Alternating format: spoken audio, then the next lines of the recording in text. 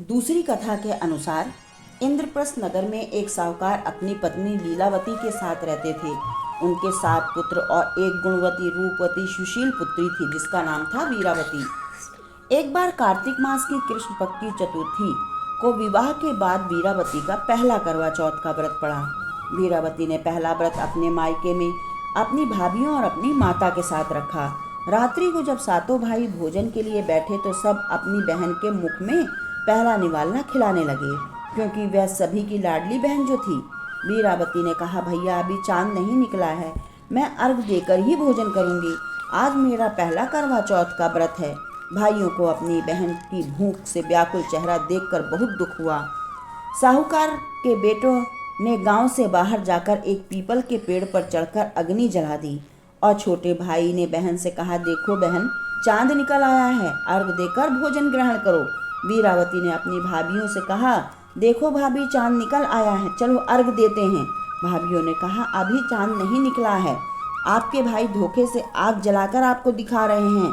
परंतु वीरावती ने सोचा कि कहीं ऐसा भी हो सकता है, और उसने अपनी भाभीियों की बात ना मानी और भाइयों द्वारा दिखाई गई अग्नि को अर्घ देकर भोजन करने लगी। पहले निवाले के साथ ही उसे अशुभ संकेत मिलने लगे। पहले निवाले में बाल, दूसरे निवाले के साथ उसे छींक आ गई और तीसरा निवाला उठाते ही उसके ससुराल से उसका बुलावा आ गया।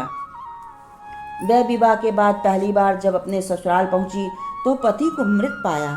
वीरावती अपने पति के मृत शरीर को देखकर करुण विलाप करने लगी। व्रत के दौरान अपनी किसी भी गलती या भूल की क्षमा याचना करने लगी और स्वयं को दोषी मानकर अपने पति के साथ सती होने की सोची।